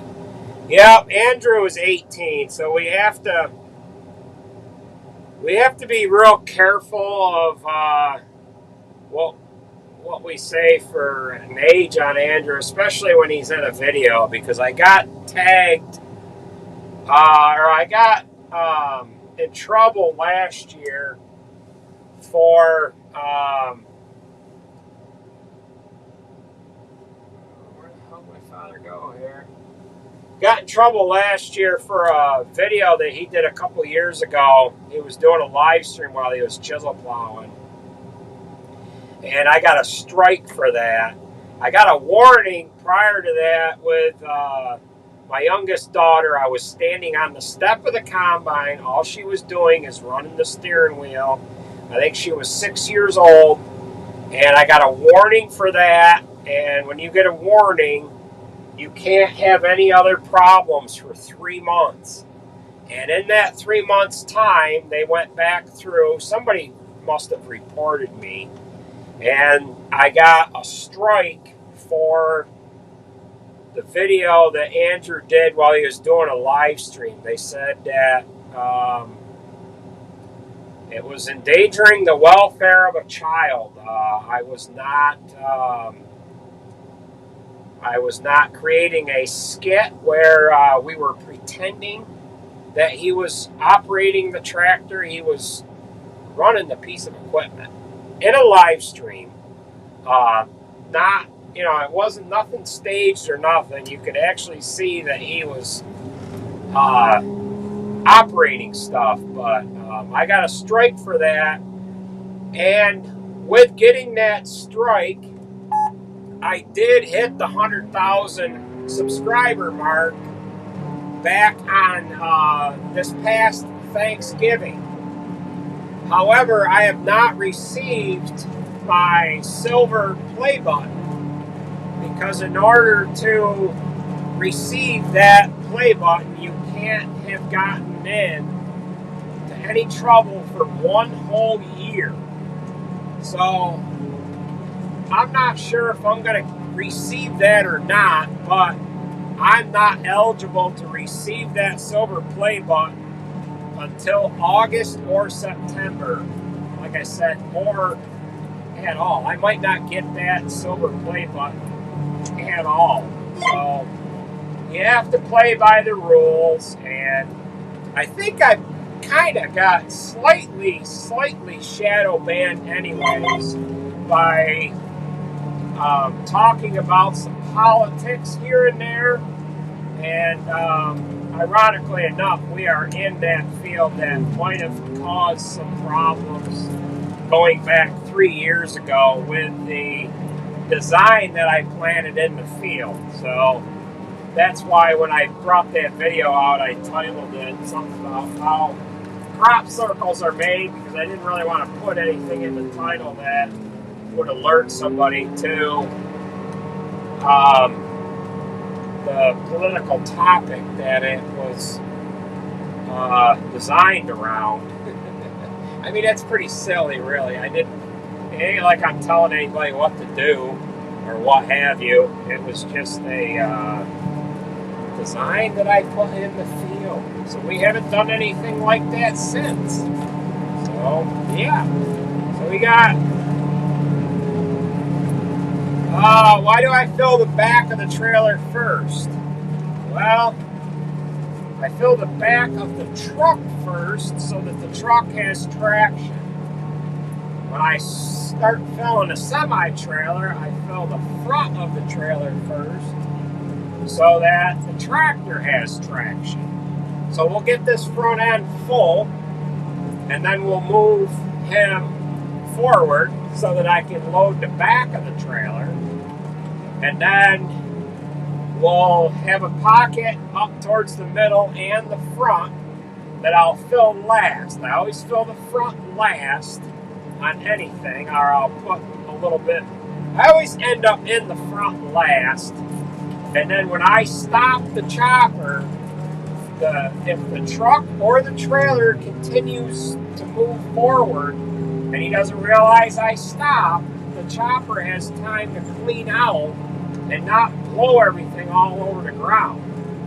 The professionals, what they do is they'll have the empty truck will pull up alongside the full truck, and the custom operator, the custom professional, what he'll do is he'll just flip the spout. He'll flip that spout over into the empty truck. The full one stops, and then the empty one will come in closer to the chopper. But what the professional doesn't have to worry about is he doesn't have to worry about the trucks running into each other. If the trucks run into each other and it demobilizes both trucks, he says, "Hey, boss man, you gotta give me a couple more trucks. I had a couple guys run into each other. I don't know how they did it."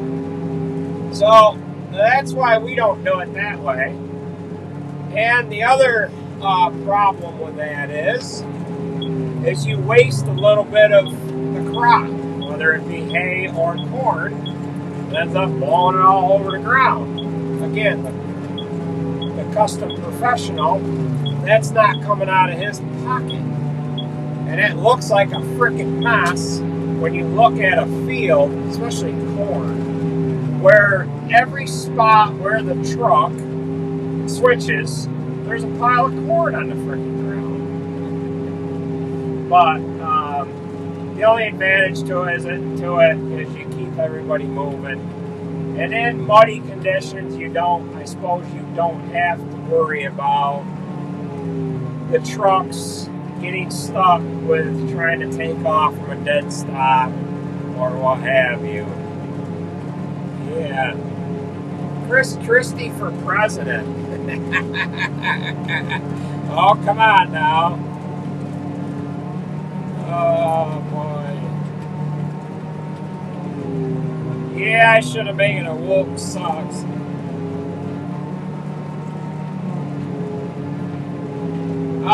Adam, no, I did not replace the pressurization motor in this chopper. That code came on the other day. I ordered one. They shipped it. I figured I would carry it with me or put it in on a rainy day. I have not replaced that, and the code never came back. So I probably should just replace it because the chopper's got 6 years on it. But you could also run into a situation where that blower motor that they sent, that might not be as good as the one that comes out of this chopper. I hate to have a new part sitting on the shelf waiting to be installed when it should have been installed and the used one put on the shelf. So I hope I don't screw myself next cutting or what have you and have that damn thing fail on me. And then I'm going to be having to operate this chopper for the rest of the day, sweating my balls off. But that's just what we'll have to do. Or I just stop and put it in when it screws up, and if I lose an hour, I lose an hour. But I figure either way, I'm going to be probably dead in the water anyways. So, oh well. So we only have like 6-8 windrows left. And right in the particular part of the field now, it's just about at the top part of the wordage that we had planted in this field here back 3 years ago when it was corn. Or actually, we had a void developed in the field, and the planter decided not to plant in that particular part of the field. So we've got the middle pocket to fill, almost to the end of this row. And I've got the front that I can fill. But I've got Jared on deck. I might just let my father just go ahead and leave.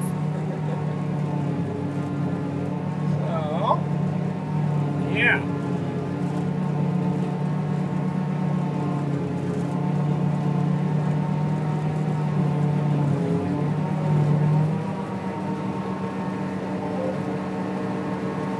Oh, let's see. Gear loaded. Yeah, somebody said, yeah, custom choppers leave their heads running. Yeah, probably. Leave them running because they're charging by the hour.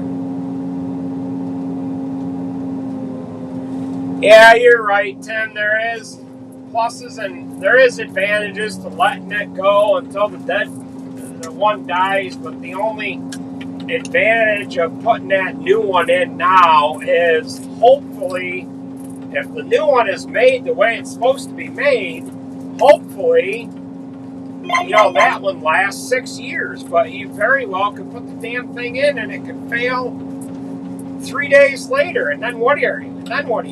You've got a failed one, a failed new one. So oh, Jared didn't like this spot earlier. I'll show you what we've got here. This particular part of the field. Just bringing him around this part of the field the first time around, he had about 3/4 of a load on. He didn't like the approachment angle here. Well, he did all right. He worried about getting stuck, or not getting stuck, but not getting traction. Yeah, there's a bunch of pine trees in this particular part of the field that we're going across right now, and when we seeded this down 2 years ago, we left this for summer manure. We seeded it down just after we took weed off, and my father cleared all these pine trees out of here, and this is the first that's been farmed and forever. So it's a little hilly there, and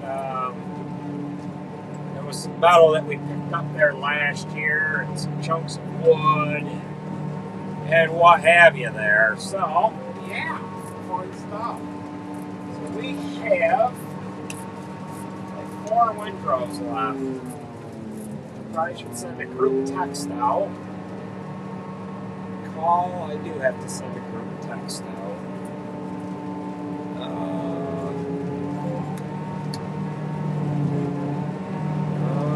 Let's see.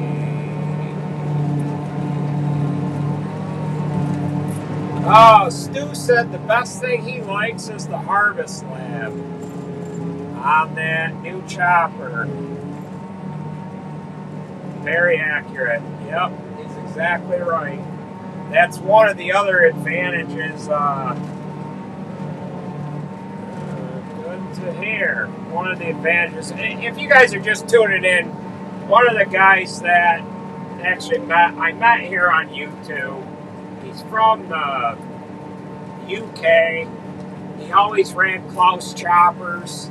They bought a John Deere, the first time running a John Deere, and they absolutely love it. So we've got metal here.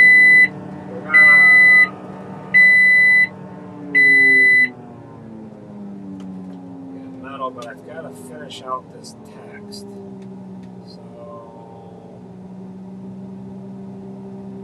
let's see here. Where are we? Only need a few more trucks. Okay. So we got metal. It could be a small piece. We spit out what was in the front of the chopper. We're going to try to minimize this pile. So we're going to ingest a little tiny bit of it. And either A, it spit out what there was out through the head or through the gap between the head and the feed rolls.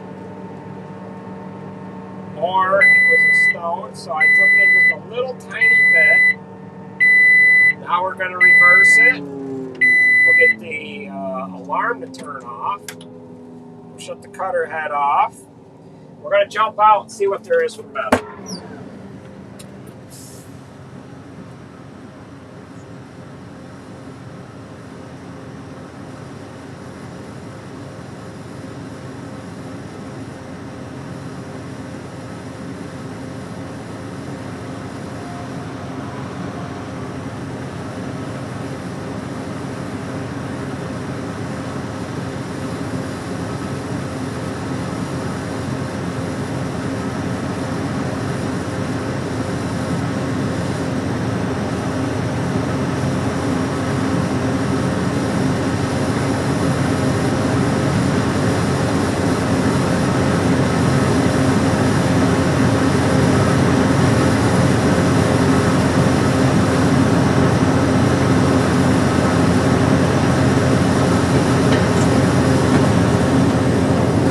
Okay, so if you guys tuned in to the beginning of the live stream, during the whole live stream I've had 3 events where I have grabbed metal. In my left hand here is the piece that we grabbed that time.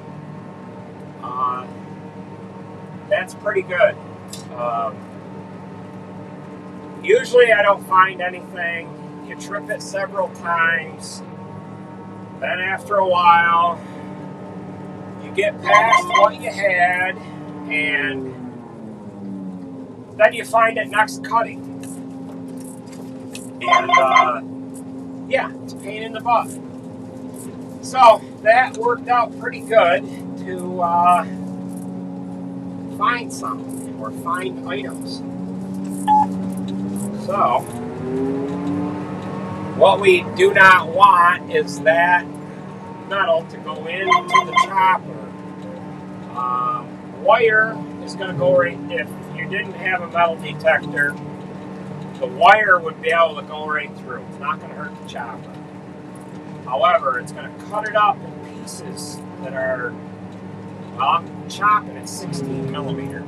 So our cut of length of hay is 16 millimeters long. We can adjust that anywhere from, oh, what would it dial down to? I forget now.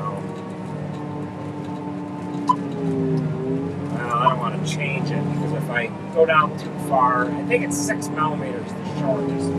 4 or 6, and then we can go up as high as 26 millimeters. 26 millimeters is the longest length of cut. I'll get buzzing along on this headland here. 7 millimeters is the shortest. So at any rate, how that does the length is it speeds up or slows down the feed rolls. The faster the feed rolls run, the longer the material is going to be because it's not going to be held up at the shear bar. If you run a shorter length of cut, the feed rolls slow down, leaving the material at the shear bar. So if you run wire through, you're going to cut it up little tiny pieces, and the metal will find its way to the cow's heart. The body will go to get rid of that metal, and it will push it right through the cow's heart, more or less. A large piece of metal, like say a plow point or a drag tooth or something like that, will actually damage the chopper. You can actually take the cutter head right out of a chopper. A drag tooth this big and only 1/4 of an inch to 3/8 of an inch is enough to ruin the cutter head on the chopper. However, you can take in a softball-sized stone and it'll demolish it. And the reason why that is because the stone is actually brittle. It'll break up. Metal will not break up. It will rip and tear. And it takes a lot more than what the knives can do to a piece of metal. So, you don't want to ingest any large piece of metal. So this does have a stone detector on it as well, and that'll stop the cutter head if a stone enters. Oh, we got a couple of super chats here. One I forgot to mention. I see this is the other one. Have a round of pop on me. Well, thank you.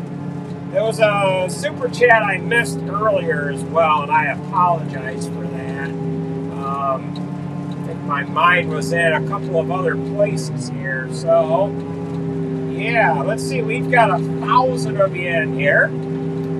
So that's it's a pretty good amount of people for a Sunday afternoon. And we are almost done. We have, saying we have 6 or 8 windrows left, but we have 6 windrows left. We're loading Jared right now, and we have Sarge on deck. Once I cut Jared loose, I can tell him we are done with him. We won't need him back. And yeah, that'll be good. Vinci, I think he wanted to get done by 4:30 or so. So now Jared recognized that the front of his trailer is full. So now he has moved so that I can load the back. I didn't have to turn my lights on or anything. For those of you that are just tuning in, what we do is we use our turn signals. I would like to put a light bar up on like the mirror bracket. We've talked about it for 6 years now, but I haven't done it. I turn my right directional on for the guy driving the trailer to move ahead, and my left directional to come back. And they can see the light that's on the front right fender of the chopper. The reason why we do right forward and left backwards, if you are familiar with a tractor that has an FNR lever on it, the lever's forward, you're going forward. When the turn signal's forward, you're turning right. When you want to go backwards, you put the FNR, pull it towards you. The turn signal, if you pull it towards you, you're turning left. That's how we do that, and it's easier for somebody to remember that than it is anything else. Again, it's a little harder to be able to see the turn signal that's on the fender, opposed to if we had one that was right on the right mirror bracket of the cab. I believe that you'd be able to see that a lot easier. Be able to see that a lot easier than trying to look for that fender light all the time. The other problem is the fender light. It's hard to see that chopping cord because the 10-row head on the chopper is 25 foot wide, so you're sticking off that outside quite a ways. And usually the cord is right next to the truck, and they can't see. They can't see that front right fender. So another option would be to put the lights up on the chopper neck, and maybe, we'd have to research that one a little bit. Maybe they would be able to see the underside part of the arch of the spout, and they'd be able to see the lights from the mirror of the truck as well. So I know some of the big time operators, they might be like, well, we just use radios. Well, if you're running the steering wheel in one hand and the chopper spout in the other, it would be, the only way it would be handy to use a radio is if you had a foot control. But I don't know. Yeah.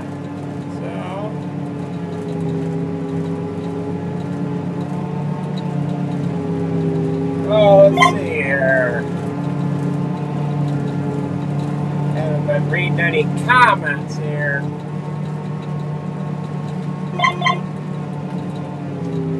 Hard to find help, let alone good help. Well, that's true. When you get the good help, you got to take care of them and make sure they stick around. So we're going to let Jared go on the end of this windrow here. Just going to let him go so that he doesn't have to go up through and over the top of that valley. He can just cut and run.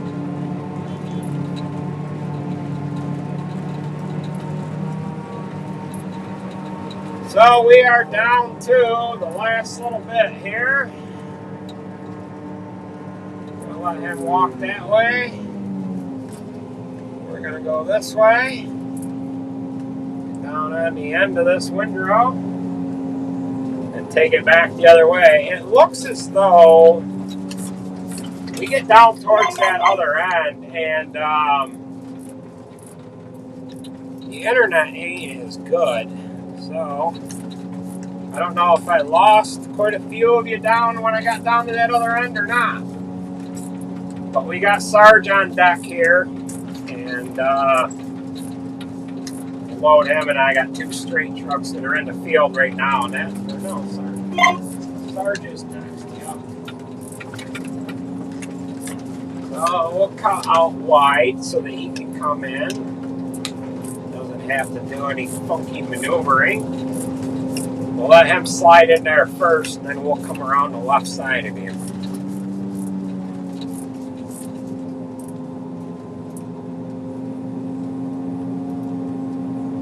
Yeah. Works all good like. So it looks like we're going to be done about 5 o'clock tonight.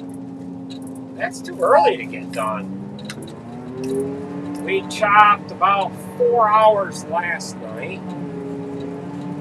And that shortened up today just enough.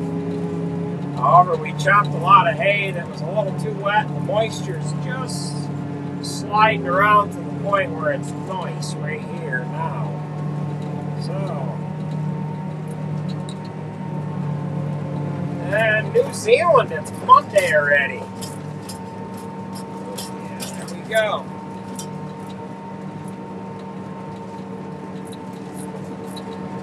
Oh, yawn!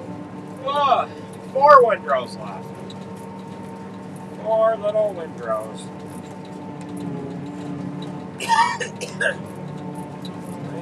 74. Somebody's got a 7480. What's on tap after first cut? Well, I've got a truck to put together for my uncle. We've got a couple corn planters to clean up. However, we might hold off on doing that in case we have some replanting to do.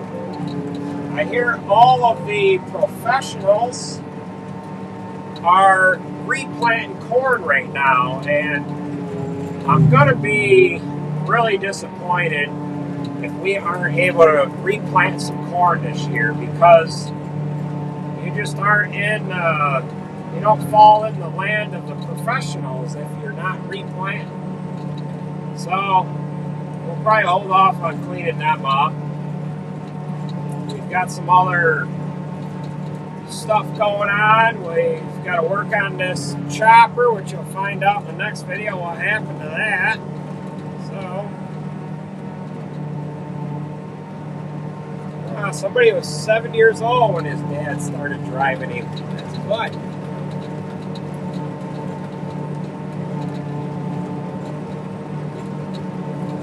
Do I ever have an odd smoke anymore? No. I quit that. So I never inhaled anyway, so it was not a hard thing to do as far as quit, you know.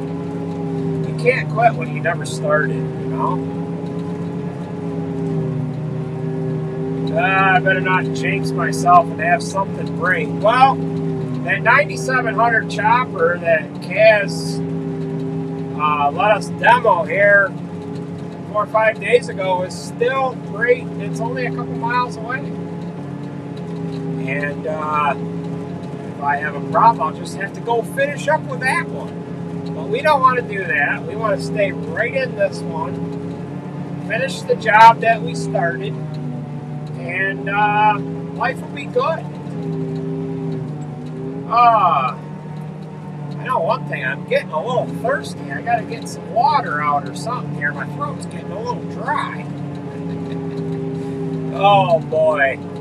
So, I don't know if I'm gonna be able to keep this live stream going right till the end here or not. I don't want to lose half of you when I get down to the end of this field. So I'm gonna see how strong of a signal that we're able to maintain once I get down to this end of the field. We might have to cut you short. We've been running for 2 hours and 10 minutes. So, there's just a little bit left here. Do we have any wheat? Yes, we've got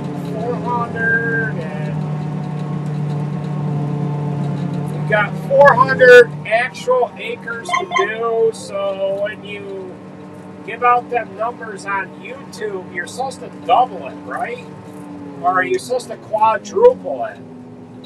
Because no one's gonna know anyways, right? You can just lie about it. Yeah, we got like 450 acres or so of wheat to do.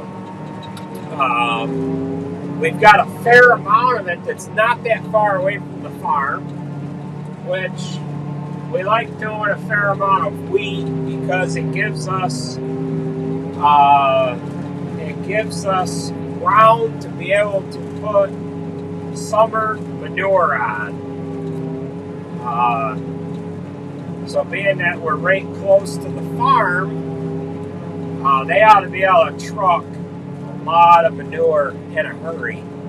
And last year, my brother, he had to put seedings in, about half of the seedings in while we were chopping third cut. We got done chopping second, rolled right into combining wheat, and before we could get seedings put in the ground, we had to start chopping third cut again. So everything kind of rolls all into one big mess here every year.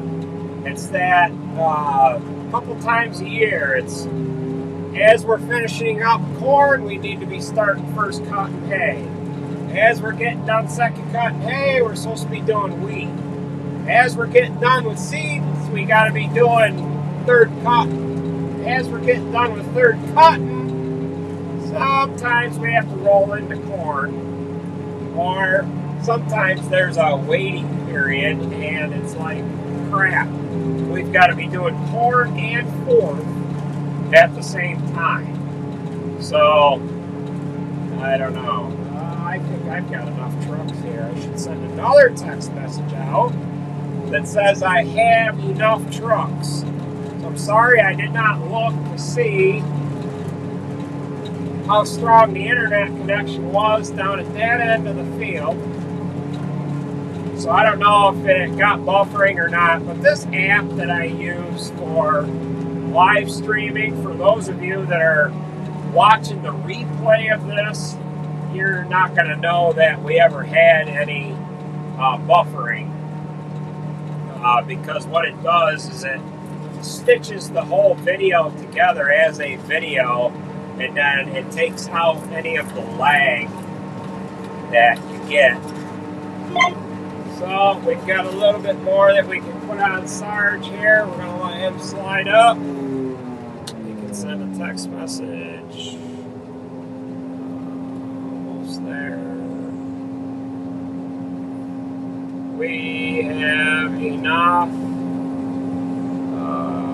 after Bill. Okay. Well, we got him on a little bit of a side hill here. We probably shouldn't have put him on it, but these Moss trailers seem to do pretty good on the side hills. They do have air ride suspension on them, which there's not a leveling valve or anything, I don't think, anyways, but they stand up pretty good on a pretty good sized side hill.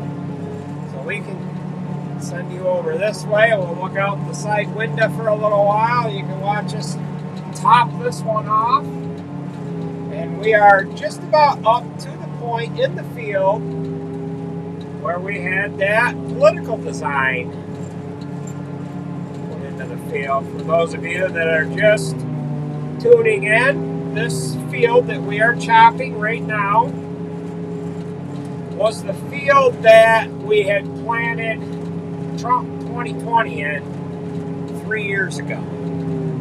So,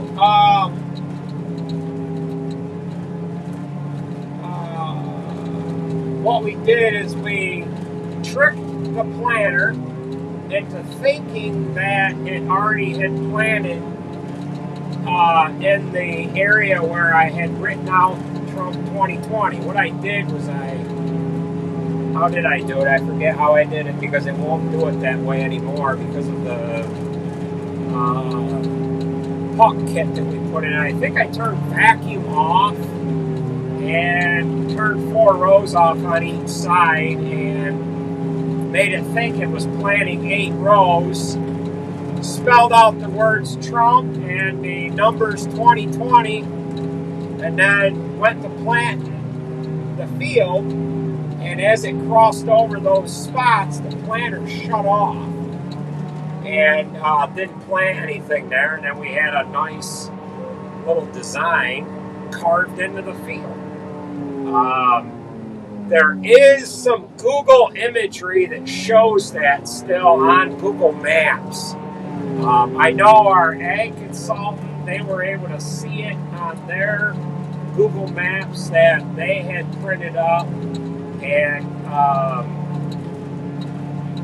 that it's Google has probably found a way to delete that or show an image from the year prior and then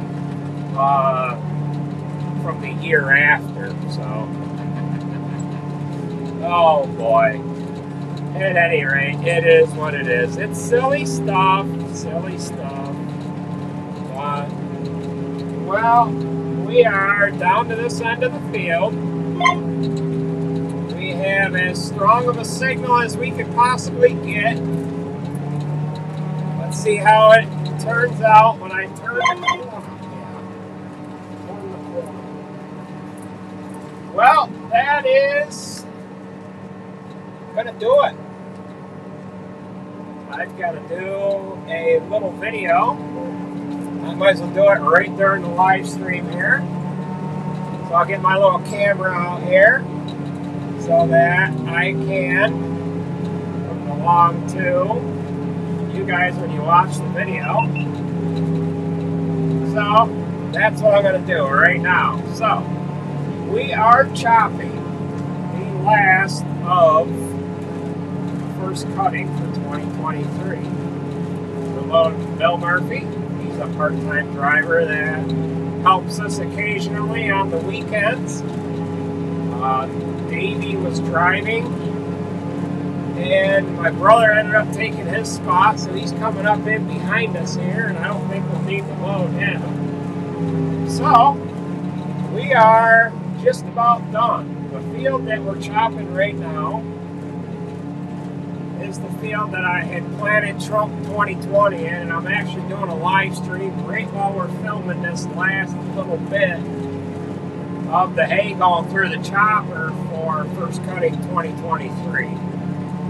So for those of you that joined in on the live stream, you'll know all about what we're doing here, but those of you that missed the live stream, you can of course watch the replay. So now we're going to put this camera down and finish the live stream. Alright, so I had to film the last bit of hay going through the chopper. First cut hay. And you guys got to listen to all that. Kind of silly, huh? So we've got Mike is going to be able to go home empty-handed, and my brother. I hope I didn't forget any windrows. But we'll drive out through to the edge of the field, and then that's where we are going to sign off from the live stream, because I know there's a lot of tree cover over this narrow road that leads up to this field here, and I will lose internet connection, and a bunch of you are going to fade off, and it'll just be a freaking mess, and then I won't be able to properly sign off with you guys. So Bill got the last load of first cut. So we'll walk our way out through the field, make sure we didn't forget any rows. And that's it, guys. Let's drive on out through here. We gotta make sure a truck sticks with us here anyways. I don't think I've left any windrows, but that has happened in the past. Leave one whole side of the field or something, or a bunch of short rounds, and you either have to call a couple trucks back, or you have to come back the following day. So everything looks clean here. And this is that, we talked about it earlier, there's a little island in the middle of this field. It's a a swampy hole, and we picked up some wire going around it, and I don't have my brother in on this text message. We run a group chat. All the drivers are on there, guys that are on the bunk. My brother Richard, when he cuts hay, he's in on it. The merging guys, everybody's all on the same page except my brother David. He took Davy's spot, so I had to give him the hand motions. So yeah, we need to get two-way radios. We talked about it earlier. We run CV radios, which they are junk.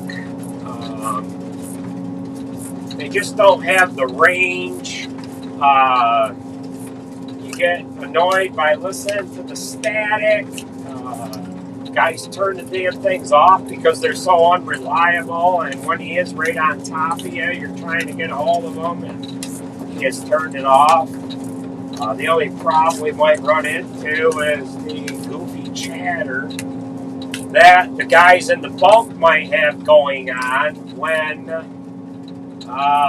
you're trying to talk to a truck driver, because that has happened in the past with the CV radios. Oh my God. You got a freaking game going on the bunk, and these guys are jamming the radio. So, that is gonna do it for this live stream, folks. I want to thank everybody for joining in. There was a couple of super chats that came along that I didn't recognize, I didn't thank, I didn't do whatever, and I do want to thank those that contributed to the super chat. And all the super chat is it's just a way to donate to the channel. And yeah, so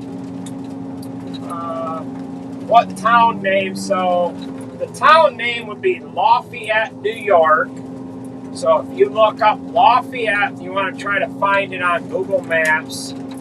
Lafayette, New York, Route 20 and Route 81. Follow 81 south of Route 20 about a mile to 2 miles, and we planted that design in the field on the west side of Route 81. I don't have the proper coordinates or anything like that, or else I'd be able to give that to you. So, Ronnie says, you know what he don't like? Ronnie doesn't like live streams. Poor guy.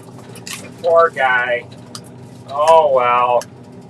So, well, take it easy, folks. That is going to do it for this one. And we will catch you at the next one.